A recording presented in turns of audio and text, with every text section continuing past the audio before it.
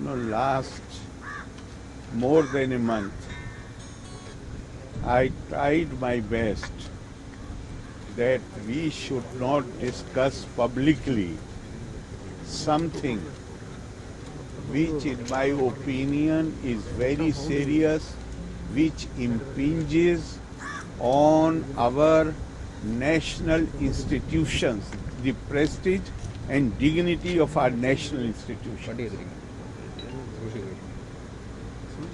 It makes me, that is the reason I said that someone else may take over, either through, it can happen only through law. Assembly is not in session. So I said that I am ready to sign the order. That was no ordinary decision. That is not because I was angry with something. I was deeply saddened when I said that we will lack regard for these basic things, that we should respect our national institutions. And I would, now that it is out, I want to draw your attention. I thought you are asking me about the language. Look at the language which has been used. As a Keralite, I asked you, how do you feel about it? Very shocking. Very shocking, sir. The language is. I don't feel like showing my face to anybody outside Kerala. This is the language which my Vice Chancellor, university, which is one of the oldest university, is concerned. Vice Chancellor of that university is writing this language. I would go into, I'm not confirming anything, I'm not denying anything, but I will give you enough idea. I call the Vice Chancellor and you tell me what, suppose you were in my place, what conclusion you will reach. I call him, I say that your former students are complaining to me regularly that Kerala University did not have a convocation since last more than 10 years or maybe more. Sir, the number is very large. You limit the number. The award winners, the gold medalists, they can come to the venue. Others may be online. Do that, but you must hold the convocation. After about a month, he comes to brief me, giving the details that these many people will be present, so many people, we will allow them to be online. Fine. Then suddenly this thought comes, now that everybody knows, I'm giving you the details. Then suddenly this thought comes to my mind that instead of, I have already last 3 months, I have given convocation address in 3 or 4 universities. I said, this is one of the oldest university of the country, not just of Kerala, of the country. Let us invite the highest dignitary. It will be an honor for Kerala University. So I say that instead of me delivering convocation address, why don't we invite from Delhi? I'm refraining from taking the name or the position. Yes, that will be very good, sir. And then again, this is all while sitting in that meeting. The principal secretary is also there. The Vice Chancellor is there. And then I say, because when he comes here to deliver the convocation address, listen this carefully. If the university authorities decide as per law, we can also consider conferring honorary degree. And I further clarify, I know for sure that Rashtrapati Bhavan has a policy not to accept honor from our own universities.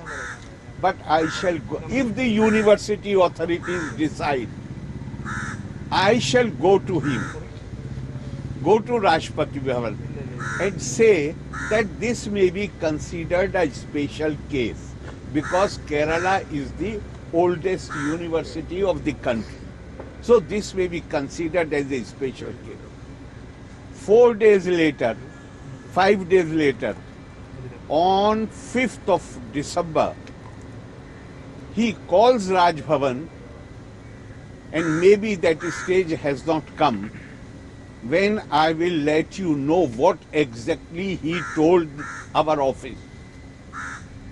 It is not only that he, poor thing, cannot write 5 lines, he does not even know how to talk and how to convey any message.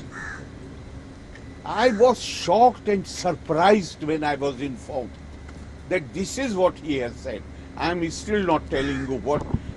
It left me stunned. How anybody can use this language? I was, honestly, I am telling you, it took me about 10 minutes to recover. I was not ready to believe that some educated person can say this kind of sentence. Then,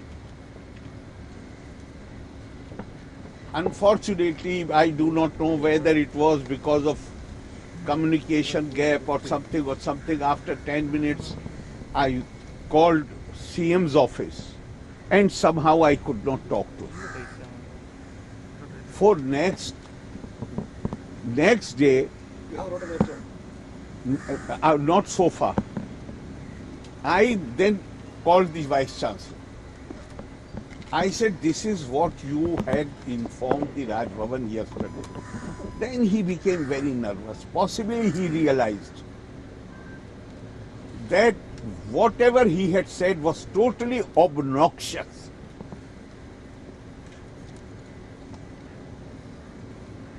I said, but tell me, what is it? I had given you a proposal. This is again to be, listened to attentively. I had given you a proposal to call the meeting of the syndicate. So what happened? Such syndicate members have turned it down. I said, give me in writing. I will believe when the Vice Chancellor says syndicate members have turned it down, I will believe it. But from the note it is clear that despite the direction of the Chancellor, he did not call the meeting of the syndicate. Then naturally, this thing was bound to come to my mind that somebody else is giving him instructions. Because he has written, I have informally talked to syndicate members and they have turned it down. I am giving you direction as Chancellor to call a meeting. And you are not calling the meeting. I am the appointing authority. I am also the disciplining authority. He is defying me. It's not question of me. Me is not important. He is defying the Chancellor. And Chancellor has the power to take action. Then naturally, this behavior coincided with what he had earlier told Raj Bhavan, that I am doing so at the instance of so and so. That is the point when I decided that if there is so much interference, that I am asking the Vice Chancellor to call the meeting of the syndicate and he is not calling the meeting, which he had admitted on the first day when he talked on phone, that so and so is not in favor of doing this thing. Therefore, it cannot be done. Then tell me what inference any other person in my place could have drawn. So I thought, instead of confrontation, I will write to the government that please appoint someone else as chancellor. But now Since then, I have received 3 letters from Chief Minister. In each letter, he says government has no intention to interfere. Therefore, it is not as if this I only wanted to give them time, because it is absolutely clear that so far I have refrained from taking strong action. Now I feel that this cannot be good, because we are becoming a laughing stock. The kind of Vice Chancellor writing this kind of note, and I tell you something more. For Shankaracharya Sanskrit University, there were 7 applicants. The committee recommended only 1 name. And what they said? Other 6 are not even worthy of being considered for this position. They lack basic qualities. Now all these seven candidates, from which only 1 name has been recommended. People are talking about this, only 1 name has been recommended. You know, 1 name is not important. Important thing is what they have said about other 6 candidates.